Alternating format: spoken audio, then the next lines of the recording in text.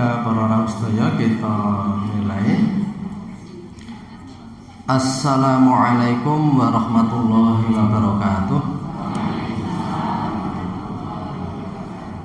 Alhamdulillahi rabbil alamin. Alhamdulillahilladzi arsala rasulahu kafatan linnasi basyiran wa nadhira wa da'iyan ila dinil haqqi wa sirajan munira. Assalatu wassalamu ala nabiyyina wa habibina wa qurrati a'yunina wa uswatina Muhammadin sallallahu alaihi wasallam wa ala alihi wa ashabihi wa man tabi'ahum bi ihsan ila yaumid dawam. Amma ba'du. Bapak Ibu para jamaah semuanya, mari kita awali dengan ta'awudz dan basmalah bersama-sama. A'udzu billahi minasyaitonir rajim. Bismillahirrahmanirrahim. Ya, pada pertemuan pekan yang lalu kita sampai pada athar, ya. Athar itu perkataan sahabat, kalau hadis perkataan Rasulullah. Athar sahabat, athar Abu Hurairah, ya, tentang untuk membanyakkan doa di dalam sujud. Sekarang kita masuk ke bagian baru, itu halaman 52 kalau diterjemahan. Fadilatul khusyu'i, keutamaan khusyuk, ya. Jadi keutamaan khusyuk kemarin, keutamaan jamaah, keutamaan sholat wajib, gitu ya, keutamaan adzan. Nah, ini keutamaan khusyuk. Fadilatul khusyuk, keutamaan khusyuk. Qala Allah Ta'ala a'udzu billahi minasyaitonir rajim wa aqimis sholata lidzikri. Dalam surat Toha ayat 14, wa aqimis sholata, dan tegakkanlah as-sholata, sholat itu, lidzikri, untuk mengingat saya. Padha jumenengno sira kabeh ing salat kuwi, lidzikri, kanggo ngeling-eling ingsun. Jadi ini yang dulu pernah saya sampaikan di beberapa pertemuan sebelumnya, ya. Jadi bahwa sholat itu tujuannya untuk mengingat Allah. Zikir itu bisa dimaknai mengingat, bisa dimaknai menyebut, tetapi lebih banyak mengingatnya. Jadi karena orang zikir kepada Allah itu terkadang tidak menyebut, tetapi senantiasa ingat. Ketika orang itu akan mengambil yang bukan haknya, lalu dia itu sadar ini dilarang oleh Allah, itu sudah zikir kepada Allah, gitu ya. Tapi ada orang yang nyebut tetapi perbuatannya bertentangan, sebenarnya itu hanya lisan saja, malah tidak zikir itu. Karena dulu pernah saya katakan, ada orang berbuat tidak baik tetapi menyebut nama Allah. Orang tidak baik menyebut nama Allah, menyebut ayat Allah, ya itu tentunya bukan zikir. Jadi itu ada itu kalau raja atau jimat atau apalah, gitu ya, yang orang-orang ngajarkan itu kan pakai ayat-ayat, tapi terkadang tujuannya untuk tidak baik. Seperti saya pernah menceritakan, ada seorang pencuri yang bertanya, ya, yang menceritakan itu yang ditanyai, ya. Seorang pencuri itu bertanya, kenapa saya kalau mencuri itu kok disuruh sama dukun saya, sama guru saya, ini guru tidak baik, itu disuruh menyebut wal yatalataf wala yus'iruna bikum ahada. Saya pernah menyebutkan itu, loh. Itu yang menceritakan memang ditanyai, gitu ya, sama pencuri itu, ya. Jadi wal yatalataf itu apa artinya? Pencurinya nanya, kok setiap arnyolong gue kon ngucapke kuwi. Nah, itu kan di dalam surat, tengah-tengah surat, ya, wal yatalataf itu yang dicetak warnanya berbeda. Saya sudah pernah nyeritakan dulu waktu pengajiannya, kalau nggak salah masih di sana, ya. Nah, jadi wal yatalataf wala yus'iruna bikum ahad dibuka di tengah-tengah Al-Qur'an yang warnanya beda, itu wal yatalataf. Artinya hendaknya berhati-hati, berlembut-lembut, jangan sampai orang lain merasakan kehadiranmu. Itu ayat Al-Qur'an. Nah, yang ngucapnya agar arep nyolong. Arbabahumah wal yatalataf wala yus'iruna bikum. berhati-hatilah jangan sampai orang merasakan kehadiranmu. Loh, itu enggak ayat, tapi tujuannya enggak baik. Apa itu zikir? Ada orang menengah ini tak jiko itu dek, ini udah dekku iki. Ya, bukan hak saya, walaupun dia enggak mengucapkan, itu sudah ingat kepada Allah. Nah, jadi umpamanya walaupun mengucapkan dengan fasih tetapi melakukan korupsi gitu ya, itu malah tidak zikir. Sekarang kan baru ramai ini masalah-masalah haji gitu ya. Nah itu.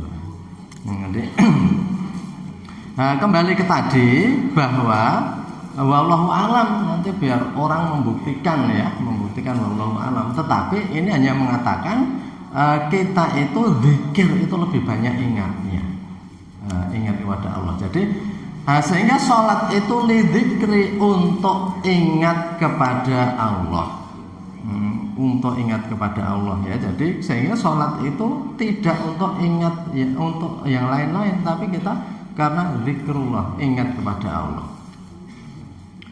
Fadilatul khusyuk tadi ya, jadi itu.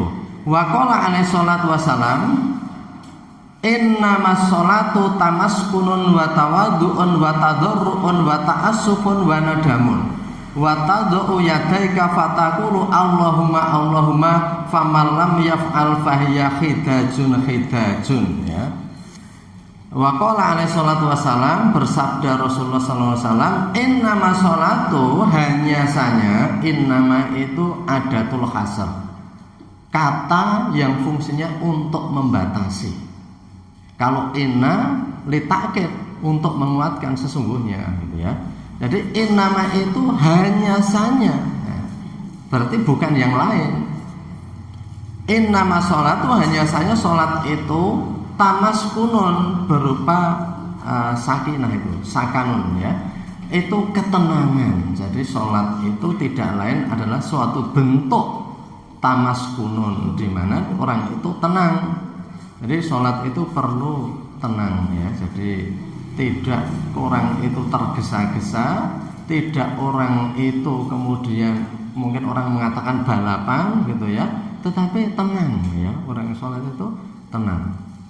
Wa tawaddu'un, dan juga tawaddu'. Tawaddu' itu seperti apa kalau dalam bahasa Arab? Waddu'a itu meletakkan. Jadi kalau saya membahasakan dengan mudah, tawaddu'un itu seperti barang yang terletak atau tergeletak. Jadi gembletak itu tidak punya daya dan kekuatan. Jadi di hadapan Allah itu kita itu ya seperti orang yang nggak ada apa-apa. Walaupun pejabat, walaupun siapapun juga, itu sama statusnya di dalam sholat. Statusnya itu sama di dalam sholat.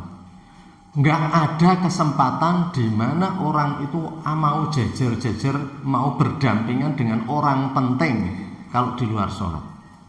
Mungkin kalau orang itu dekat-dekat kepada orang yang dianggap penting di luar sholat, itu nggak boleh. Dalam jarak berapa meter saja sudah dibersihkan, disterilkan. Tapi kalau itu dalam sholat, kita itu mau jajar-jajar itu nggak ada yang mencurigai. Walaupun terkadang seperti Umar bin Khattab dibunuhnya pada saat sholat gitu ya. Tapi kembali ke tadi, mungkin bagi orang lain itu dianggap seperti konyol. Kenapa seorang presiden ditikam pada saat sholat? Tetapi di sisi lain, bagi Umar bin Khattab itu yang menjadi jalaran meninggalnya itu pas sholat, itu adalah suatu kemuliaan daripada orang yang meninggal pas berbuat tidak baik.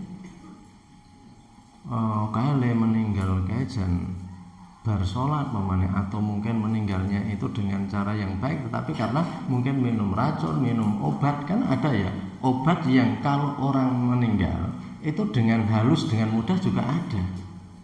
Mungkin obat yang untuk bunuh diri sampai orang ngoleng-ngoleng memang obat yang modelnya begitu. Tetapi ada obat dan cara pembunuhan yang di dunia barat itu kan banyak yang namanya eutanasia. Eutanasia itu orang yang sudah dipandang bosan hidup, kemudian minta oleh pemerintah agar diizinkan dia dimatikan. Mbuh disontek, mbuh suruh minum sesuatu. Jadi eutanasia itu kan bahasa Latin atau Romawi atau bahasa apa? Namanya eutanasia itu mati dengan tenang. Mati dengan tenang karena orang yang mungkin sakit nggak sembuh-sembuh minta kepada pemerintah bahwa kami minta agar saya di eutanasia saja. Sehingga itu pembunuhan dilakukan dengan soft, dengan halus, dengan lembut.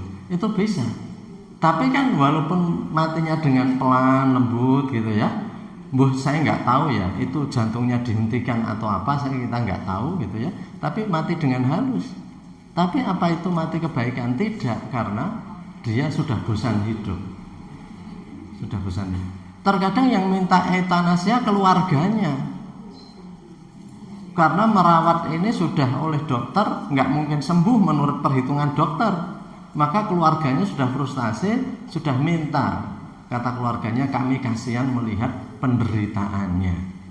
Mohon kepada pemerintah untuk diizinkan eutanasia. Tapi kalau di Indonesia kan tidak boleh ya. Atau menurut Islam juga nggak boleh. Manusia itu ikhtiar. Dene nanti sudah rakuat nunggu ke obat rakuat apa akhirnya obatnya mandek, ya itu kan sudah maksimal. Tapi nggak boleh kalau kemudian menyengaja agar dibunuh. Jadi walaupun matinya dengan halus, tapi itu mati tidak baik karena memang mengakhiri hidup. Ini sudah banyak di negara-negara maju orang eutanasia gitu ya. Jadi malah orang datang ke negara itu untuk eutanasia, mengakhiri hidupnya. Jadi orang itu ternyata bukan masalah ekonomi, terkadang bosan hidup itu ya macam-macam. Nah, ini sholat itu tamaskunun wa tawadhu'un wa tadarru'un ya, jadi tunduk wa ta'assufun. Ta'assufun itu ya apa ya? Kalau asifan itu orang kasihan. Jadi ngeremimih ya. Orang sholat itu memang ngeremimih, seperti minta dikasihani oleh Allah. Kita boleh minta kepada Allah. Caper kepada manusia nggak boleh, tapi caper kepada Allah itu malah ya diperintahkan. Jadi caper kepada Allah. Jadi ya kita minta perhatiannya Allah, bukan kepada manusia. Jadi minta dikasihani oleh Allah. Kita nggak boleh minta dikasihani oleh manusia ya. Tapi minta dikasihani oleh Allah itu kita sampai nangis-nangis, sampai kita itu ya sambat sebut gitu. Tapi nggak apa-apa, karena Allah itu justru memerintahkan kalau minta ya kepada saya, jangan minta kepada orang lain gitu ya. Ud'uni astajib lakum ya, mintalah astajib lakum ya, maka saya akan menjawab. Itu kalau dalam bahasa Inggris seperti if clause. If I come to you, you come to me, atau if you come to me, I come to you. Kalau kamu mendatangi saya bisa mendatangi kamu. Kalau kamu minta saya akan mengijabahi gitu ya. Ud'uni astajib lakum. Jadi artinya itu Allah. Jadi memang kalau malah minta selain Allah tersinggung karena merasa diduakan. Itulah yang namanya syirik. Syirik itu satu akar kata dengan syirkah, persekutuan. Persekutuan itu kita berpasangan dengan banyak orang, namanya PT itu kan persekutuan. Jadi menyekutukan Allah itu artinya membikin tandingan. Harusnya kamu minta kepada saya begitu Allah. Tapi kok kamu minta saya masih minta pada orang lain. Ya Allah merasa diduakan. Itu yang namanya syirik. Itu menduakan atau mentigakan atau memberapakan, tapi yang jelas mendatangkan rival ya, mendatangkan rival saingan terhadap Allah. Yang harus dicintai juga Allah. Kalau mencintai manusia sama derajatnya dengan mencintai Allah nggak terima. Itu dalam surat At-Taubah ya 124 itu. Katakan apabila ayah-ayahmu, abaakum ya nenek moyang, wa abnaakum dan jalur ke bawah anak-anakmu, wa asyiratukum keluarga kamu, azwajukum istri pasangan kamu, perdagangan, kekayaan, kendaraan, rumah yang kamu tinggali gitu ya, semuanya lebih dicintai daripada Allah Rasul dan perjuangan di jalannya, tunggu sampai saat Allah akan memberikan perintahnya. Itu Allah nggak terima kalau disamakan gitu ya. Rasul saja di bawahnya Allah, ahabba ilaikum minallah wa rasuli wa jihadin fisabilillah. Allah, Rasul dan perjuangan di jalannya. Jadi kalau itu disamakan saja kecintaannya, Allah sudah seperti seorang suami atau istri gitu ya.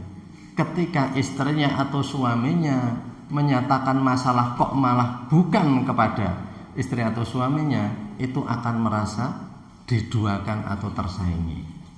Ini nggak boleh gitu ya. Jadi artinya ya itu jadi kalau manusia itu menghibang ngeremeh di hadapan Allah, itu malah yang dikehendaki Allah. Maka malah kalau di zaman Nabi sampai dikatakan begitu ya, kalau kamu tidak bisa nangis, fatabakau, tangis-tangiskan dulu. Tangis-tangiskan dulu. Karena hari itu dia itu termasuk orang yang mudah mencari rezeki misalnya ya. Orang mengatakan tangannya itu emas, apa-apa yang disentuh jadi duit gitu ya. Tapi di hadapan Allah dan dalam keyakinannya bukan karena dia. Bukan karena dia. Saya sering menyampaikan ya. Jadi bahwa yang namanya perjalanan takdir itu sangat halus. Ada orang yang misalnya saja walaupun pintar tetapi tidak diterima di pekerjaan karena apa? Karena seperti saya contohkan, baru saja menerima pekerja yang lain. Mungkin yang mereka bilang, kalau kamu kowe kok rawingi-wingi, nek wingi jelas sing tak tampa kowe. Wong bijimu apik. Ning wingi aku wis nunggu suwe ra eneng wong daftar, sik daftar ning cah bodho iki tak tampa iki. Ning ra iso tak tok wis perjanjian. Kowe pinter ning daftar kok gak saiki. Nah, jadi misalnya kan begitu. Sebaliknya kan ada yang anak bodoh tadi gitu ya, daftar pas rene yang daftar. Nah, itu kan seperti itu. Jadi itu adalah perjalanan takdir. Perjalanan takdir gitu ya. Sehingga kita merasa bahwa bukan apa-apa. Jadi sesuatu datang itu ada momentum yang di luar kendali manusia. Bapak ibu yang merasa punya jodoh dan katanya mencari sendiri jodohnya karena pinternya bergaul gitu ya. Biar saya kira ada momentumnya juga. Dilalai jodohnya itu pas lewat di situ, atau dilalai pas ketemu di mana, atau dilalah itu ada. Kok pada jam itu iso ketemu? Jadi kalau saya sering menyampaikan, orang tabrakan itu karena antara yang nabrak dan ditabrak itu satu waktu ketemu. Kalau saya berangkatnya itu terlambat 5 menit, nggak jadi tabrakan sama itu gitu ya. Karena itu sudah lewat. Saya tekan denggong, wongnya 2 menit lewat, jadi mau tabrakan kuwi gitu. Ini kan selewat. Tapi berhubung saya itu misalnya itu mau eneng sing carry apa SIM carry atau apa dompet carry terlambat 5 menit, jadilah ketemu dengan ya mau tabrakan tadi. Kok bisa titiknya pas? Itu yang namanya takdir, semua di luar kendali kita. Jadi itu kan seperti itu. Jadi maka dari itu sama gitu ya. Orang yang mancing itu terkadang karena pas iwak kuwi ngeleh kepengen metu. Iwak kepengen metu njur oleh Allah dilihatkan lho eneng pakan gitu. Maka kalau Allah itu memalingkan mukanya ikan itu ora bakal entok gitu. Maka rezeki itu datangnya dari Allah gitu ya. Rezeki itu datangnya dari Allah dan takdirnya kita yakini. Orang yang enggak beragama sulit merancang itu. Enggak dijawab itu. Enggak dijawab. Itu sebabnya apa? Tapi dalam agama itu ada jawabannya hal seperti itu. Karena iman kepada takdir itu ada. Jadi nanti orang-orang yang enggak percaya agama ya begitu pokoknya. Itu kebetulan alam saja. Tapi dalam Islam itu enggak kebetulan alam gitu ya. Karena dalam Islam bisa diminta. Mau pergi kita minta keselamatan gitu ya. Mau belajar kita minta agar diberi rezeki paham gitu ya. Wong kalau kita belajar kemudian terlintas pikiran yang lain atau misalnya ketiban cecak gitu ya. Ketiban cecak itu mungkin konsentrasi kita hilang kok. Jarine nek ketiban cecak iki sial gitu mamane. Atau kalau bukan mikir itunya gitu ya, cecak kayak mas wong endi ya, si omahe nggih endi ya, menyuruh jadi itu kita kehilangan ilmu beberapa detik loh ini. Itu Allah mentakdirkan biar kita nggak tahu ilmu itu,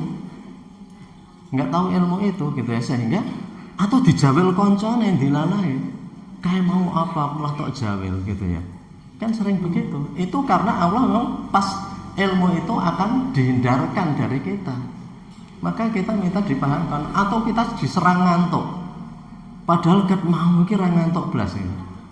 Nah, kata orang Jawa menciring terus kan mau. Neng begitu itu masalah itu disampaikan langsung teklak-tekluk. Nah, jadi itu apa? Itu karena memang warzuqni fahmah tadi, maka semua itu kita minta. Semua itu kita minta oleh Allah. Jadi keberuntungan itu bisa dicari dalam Islam. Karena memang begitu Allah sendiri yang mengatakan gitu ya.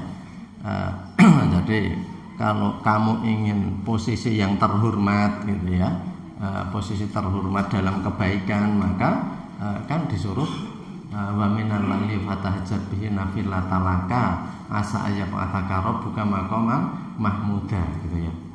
Jadi di antara sebagian malam hendaknya kamu tahajud sebagai nafilah. Nafilah itu kalau bahasa bebasnya kartu truf, kartu sakti kamu ingin mulia. Itu kartu saktinya kamu punya nafilah. Nafilah keutamaan apa? Minal laili fatahajjat. Gimana hubungannya? Wallahu alam, kita nggak tahu. Kita semuanya itu sering bilang orang itu auranya ya, zaman sekarang dikatakan aura kalau anak muda, tapi dulu kan perbawanya, kewibawaannya, getarannya itu ada. Itu dari mana sumber energi itu? Tiba-tiba aku anggap pocokan bocahku kok dadi ra tega, sok arep sengeni saka omah gitu ya. Aku tak sengeni. Begitu angger lihat itu sudah langsung enggak tega. Dari mana getaran yang tapi ada bocah yang angger petukan kaya arep ngeplak arjewer gitu. Jenenge kemeplak gitu ya. Angger ketemu bocah rasane kok kepengen ngeplaki wae. Jadi enggak ada rasa iba, enggak ada rasa terenyuhke ya. Tapi jenengan kan ada ketemu bocahnya langsung terenyuh. Aku anggap petukan bocahnya langsung terenyuh. Nah, jadi itu dari mana energi itu? Itu enggak bisa dipelajari. Termasuk dalam body language. Biar berwibawa jalannya harus gimana. Nyatanya pensiun ra dihargai. Karena hanya kita berlatih gestur. Gerak tubuh kita itu jalannya orang berwibawa gimana. Tapi ada mungkin orang yang keyayat-keyayat, nggak ada jabatan apa-apa, tapi dia dihormati. Itu kan Allah yang memberikan maqamah mahmudah. Dan ini sulit dipelajari karena auranya itu gitu ya, energinya itu ya, energi pancaran energinya. Jadi, tapi kalau dalam Islam kan itu memang Allah yang memberikan, gitu ya. Jadi maka kembali ke tadi, ya ilmu-ilmu yang dipelajari bisa, tetapi mungkin bicaranya diatur gitu ya, biar berwibawa atau apa, timbre suara diatur agar lebih ini gandem gitu ya. Enggak bisa, itu tidak mesti itu gitu ya, tidak mesti itu, tapi Allah yang memberikan gitu ya. Semua itu Allah yang memberikan. Maka dari itu sholat itu di situ adalah tamaskunun ya, kita itu tenang sebisa mungkin. Maka ya kita itu selalu kita minta, ya Allah kita berikan pekerjaan karena ada orang yang esok tekan bengi sikil nggo sirah nggo sikil kuwi ya ora cukup. Itu saja untuk hidup itu ngepres, itu pun waktu sholat sudah dibatasi. Maka kita minta, ya Allah berikan maisha yang cukup untuk ibadah kepada Engkau gitu ya. Jadi diberikan waktunya ya longgar, ya cukup uripe. Kan di dunia ini ada orang-orang yang diberikan seperti itu. Jadi ya kalau saya sebutkan itu ada orang yang tanda tangannya rung dadi wis puluhan juta. Menggak seret ngene iku, nganti dadi ratusan juta. Ratusan juta gitu. Mike Tyson saantemane sepira miliar. Itu loh kalau kompetisi kalau pertandingan tinju yang mengecewakan karena yang bayar mahal. Kalau kita nggak bayar hanya lihat TV gitu. Yang datang ke sana kan bayarnya mahal. Ning hanya beberapa detik langsung musuhe KO. Jadi nek dihitung pirang pukulan itu semene le mukul dong sampai ki nek dihitung wis pira, kena wis pira gitu ya. Nah itu orang sing macul nganti ratusan kali mungkin ra iso nyanyi mektis bisa. Rong anteman, telung anteman gitu ya. Ada orang sing sak kamplengan kok wis entuk miliaran. Itu kan ya minta kepada Allah semuanya itu gitu ya. Jadi intinya kita itu minta kehidupan kita itu yang mendukung kita di dalam beribadah gitu ya. Jadi yang nulis buku itu engkang nganggit kitab menika nggih. Engkang nganggit kitab menika Imam Ghazali. Imam Ghazali dadi rektor ning betah 2 tahun. Ngopo ya pendak dina teko nang meja ndelok iki nanda tangane surat mulih meneh. Urip kok menggo teko linggo mulih teko wis jelek lah. Lanjut akhirnya beliau itu merenung gawe iki. Nek ora merenung njur gawe iki kita pun enggak bisa membaca karya beliau.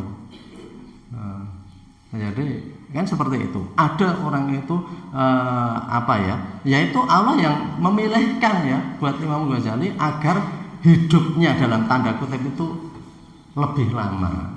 Bukan hidup dalam arti jasadnya hidup lebih lama, tapi dengan karya-karyanya itu masih dibaca terus dan orang masih mengambil manfaatnya.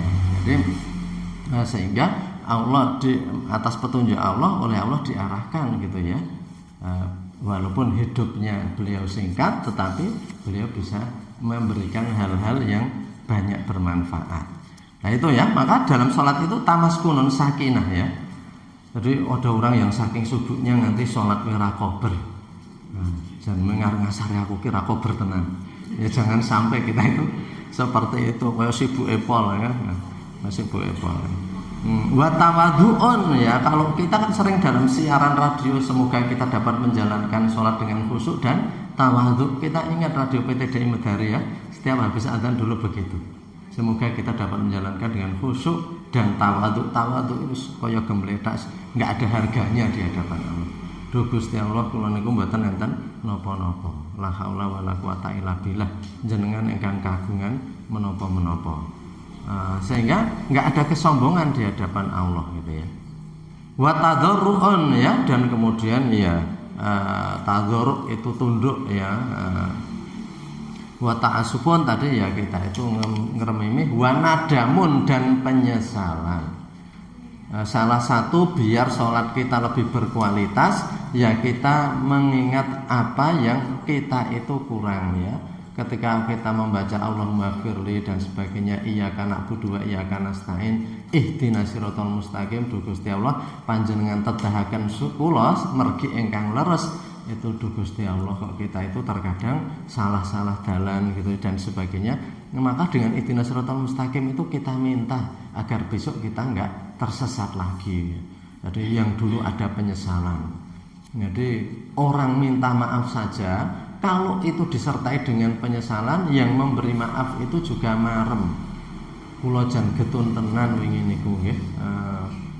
Kula niku kok nganti ngrusak duweke jenengan. Jane ra sengaja kula niku kok nganti ngoten niku nggih, kula nyuwun ngapunten saestu. Disertai dengan penyesalan, maka yang memberikan maaf itu juga lebih mantap manusia saja. Ya wis ra apa-apa dene kowe wingi ra sengaja ngoten nggih. Niku wis tak ngapura. Nah, seperti itu. Yang memberi maaf dengan rela. Karena ada orang yang memberi maaf itu sok enggak begitu rela. Karena yang minta maaf itu masih menunjukkan arogan atau kesombongannya. Ya tak ngapura sok aja baleni. Nah, gitu itu. Jane saya mangkel dia itu. Jadi wis salamane ning dicepetke ngoten. Jadi tak kae ngapura sok aja baleni ya. Jadi itu sehingga nadamun wa tadau yadaika, dan kamu meletakkan tanganmu, fatakulu Allahumma Allahumma faman lam yaf'al fa ya khidajun ya. Jadi kemudian kita Allahumma Allahumma itu ya berdoa Fama lam yafal, kalau tidak seperti itu maka sholatnya kurang sempurna. Jadi itu salah satu kunci kekhusyuan ya. Kita menyertakan penyesalan, kita menyertakan permohonan permintaan ya yang tidak ada kepada yang lain kecuali kepada Allah. Ya Allah, nggak ada yang bisa menunjukkan jalan yang lurus kecuali panjenengan. Kalau engkau mau menunjukkan jalan yang lurus, berbagai hal itu Allah bisa mengatur. Orang mengatakan kebetulan, dilalah, tapi sebenarnya itu Allah yang ngatur gitu ya. Kok kesana saja mau nanya, orang yang ditanya itu kok dilalai wong sing apian. Kula dereke sekedap mangke nek kula critake jenengan tasih bingung dalane. Kan kita terkadang nemui orang seperti itu. Mas, teng Bangjo, teng pundi ikut saya. Nah, diterke, mangke ndak bingung. Takon wae kok entuk wong apian. Jadi ning ana sing takon malah disengeni. Enggak jawab. Kalau tanya itu turun dari motor. Engko nek medan-medun ra tekan-tekan ngoten iki. Ada yang begitu, neng ada yang ya ikut saya Pak ya. Nanti ini banyak belokan-belokan, nanti ikut saja. Begitu selesai langsung terus. Ada yang seperti itu. Ada yang takon mah dielek-elek, disengeni tadi. Nah, jadi kan begitu ya. Ada ya gitu. Kok iso nemoni seperti itu, kita harus bertanya kepada diri. Wong oke semono kok yang sing tak takon iki pas wong sing nyengake suarane gitu ya. Kok iso kepilih aku ngoten iki. Wong semene oke kok ibaratnya sek ketiban tai cecak kok aku. Ora liyane. Iki ya kalau seorang sufi itu merenungnya lama itu. Nganti taine cecak hilang dia merenungnya belum habis-habis. Bahwa suatu kesalahan itu mesti ada sebabnya. Kalau dalam Islamnya maka kembali tadi itu kita minta gitu ya. Kae sing didol ki apik kabeh, ning eneng sing bendet kok 100 bendet sisi kok sik entuk aku. Wah, iki apes tuku entuk murah. Entuk kari dhewe diimboi engko kantun sementen engko jenengan mau dibetok kabeh. Wah, aku ki ketok mesake banget kok ya kok angger-angger do digawe. Jadi petukan wong ndek senek turah engko dibeto mau kula ajeng kesah. Misalnya seperti itu. Jadi maka dalam istilah agama itu ada orang yang dikejar rezeki. Wong yang dikejar rezeki. Nek jarine Kos Plus itu nelayan Indonesia iki do doyak iwak. Tiada badai, tiada yang pada mendekati. Do nemangsange awake dhewe nanggon jolone. Jolone rung digarke iwak wis do nyerak. Itu karena ya orang dikejar rezeki gitu ya. Orang dikejar. Nganti ada orang, iki tolong barangku tawakke ya. Kowe nek nawakke iki ketoke njur payu apa-apa iki. Ya itu minta kepada Allah biar kita itu diberikan seperti itu gitu ya. Nah, jadi itu fayakhidajun. Kemudian dalam hadis selanjutnya waqala alaihi salatu wassalam idza sholaita sholatan fasholli sholata muwaddiin ya. Kalau kamu sholat menunaikan sebuah sholat fasholli maka sholatlah kamu sholata muwaddiin seperti sholat orang yang mau berpisah. Jadi haji wada kan haji perpisahan ya.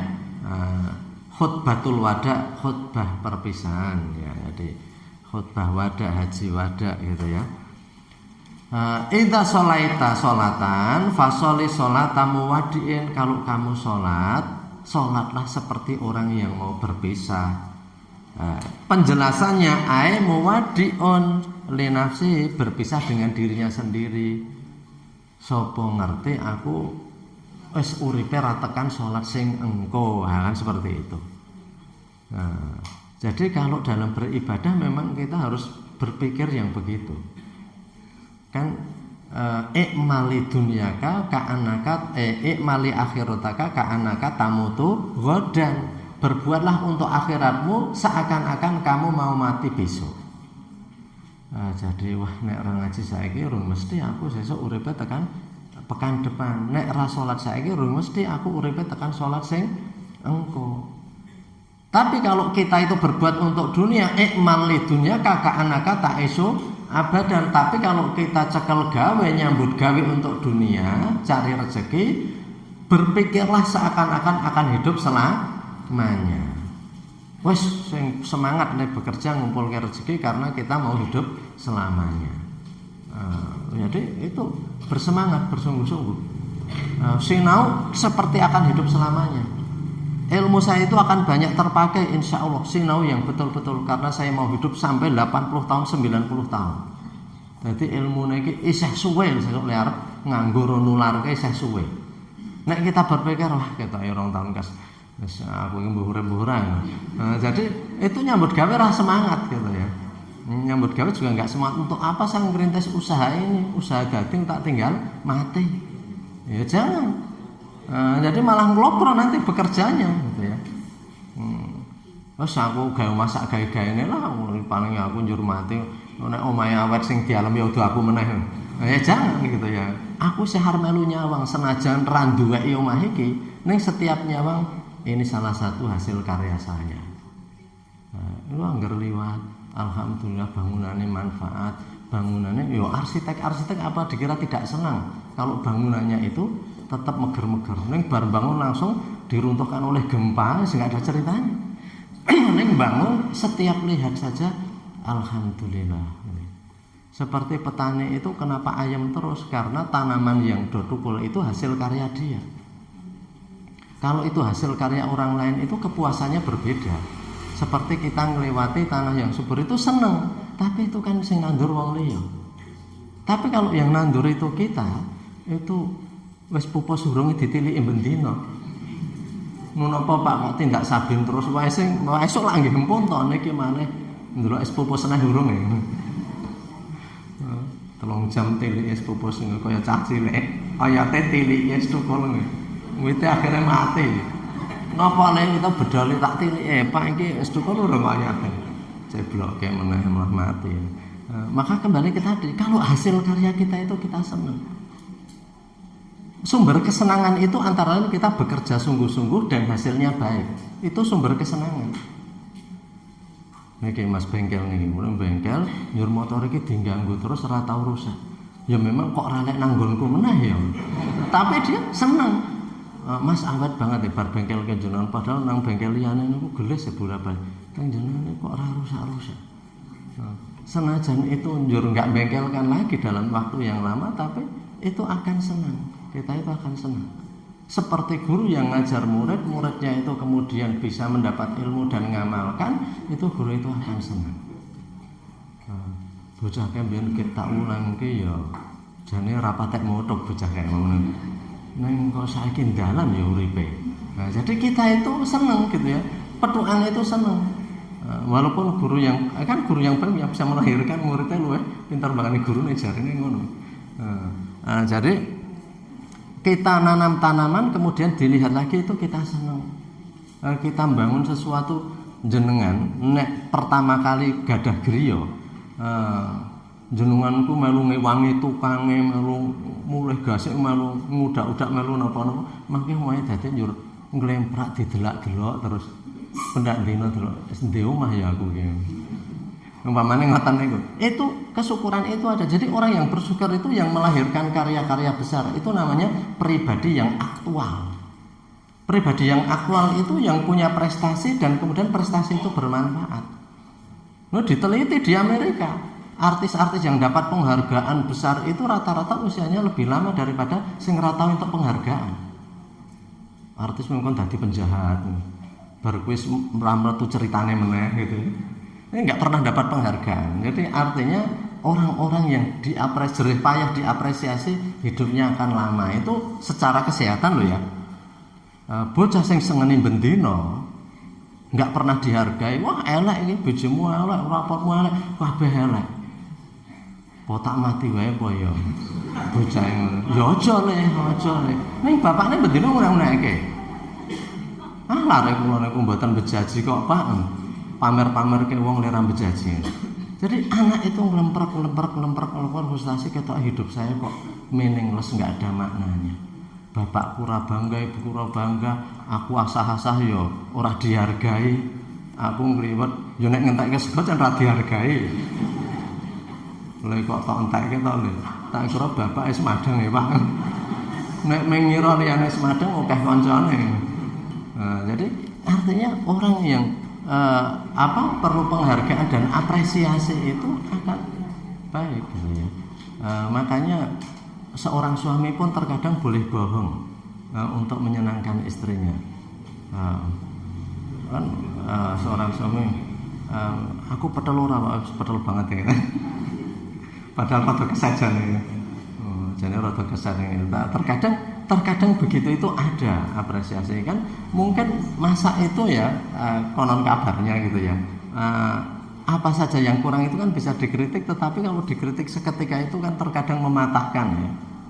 Saya di rumah juga kalau ada begitu saya dikritik untuk menyampaikan. Jadi anak pun perlu ada apresiasi seperti itu. Tiru orang tua ketika anaknya itu bayi kan ling-lingku anakku sing bagus dhewe, anakku sing ayu dhewe. Ya mestinya sampai besar juga ada apresiasi. Ya ora apa-apa kowe sing gawake wong tuamu. Senajan kowe mung ngeroti bolu ning ya ora apa-apa wong duwemu ya mung kowe wis tak trima. Kowe mulai tak sangoni pitik ora apa-apa. Malah batik ya. Tapi tetap diapresiasi isane kowe anak itu terkadang nggak sama dengan orang tuanya. Kabeh orang ingin anaknya itu lebih, kan saya sudah menyampaikan. Nek bapaknya presiden anaknya ya mesti iso nyanyi bapaknya. Jadi presiden itu kayak podo gitu.